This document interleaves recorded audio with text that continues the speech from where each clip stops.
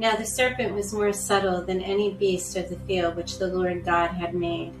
And he said unto the woman, Yea, hath God said, Ye shall not eat of every tree of the garden. And the woman said unto the serpent, We may eat of the fruit of the trees of the garden.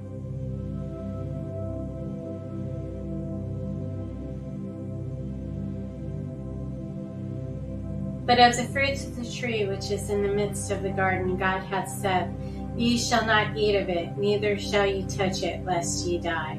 And the serpent said unto the woman, Ye shall not surely die.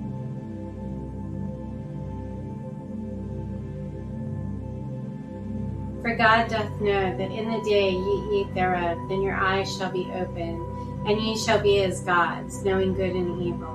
And when the woman saw that the tree was good for food, and that it was pleasant to the eyes, and a tree to be desired to make one wise, she took of the fruit thereof, and did eat, and gave also unto her husband with her, and he did eat. And the eyes of them both were opened, and they knew that they were naked. And they sewed fig leaves together, and made themselves aprons. And they heard the voice of the Lord God walking in the garden in the cool of the day. And Adam and his wife hid themselves from the presence of the Lord God amongst the trees of the garden.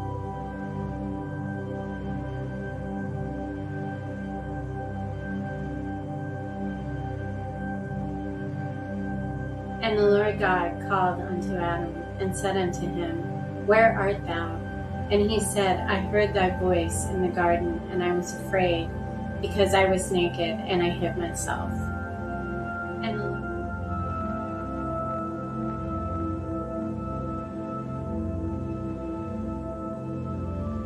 And he said, Who told thee that thou wast naked? Hast thou eaten of the tree whereof I commanded thee that thou shouldest not eat? And the man said, The woman who thou gavest to be with me, she gave me of the tree, and I did eat.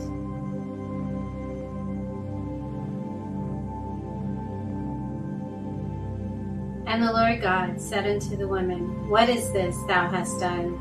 And the woman said, The serpent beguiled me, and I did eat. And the Lord God said unto the serpent, Because thou hast done this, thou art cursed above all cattle, and above every beast of the field. Upon thy belly shalt thou go, and dust shalt you eat all the days of thy life.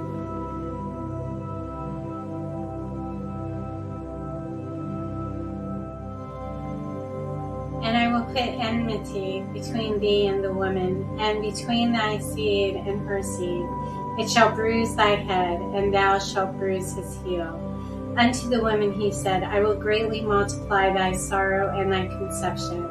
In sorrow thou shalt bring forth children, and thy desire shall be to thy husband, and he shall rule over thee.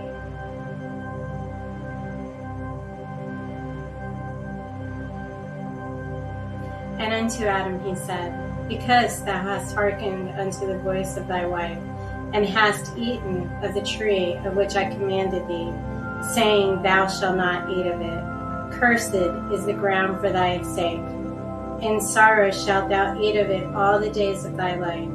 Thorns also and thistles shall it bring forth to thee, and thou shalt eat the herb of the field.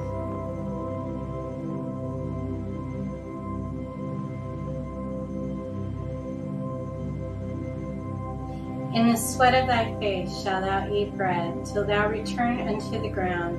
For out of it wast thou taken, for dust thou art, and unto dust shalt thou return. And Adam called his wife's name Eve, because she was the mother of all living.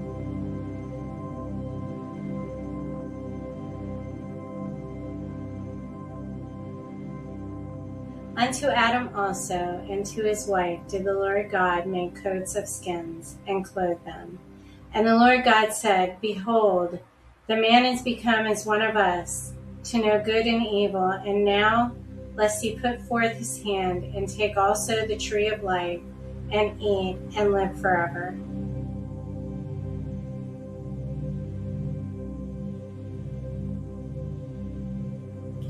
Therefore the Lord God sent him forth from the Garden of Eden to till the ground from whence he was taken. So he drove out the man, and he placed at the east of the Garden of Eden cherubims, and a flaming sword which turned every way to keep the way of the tree of life.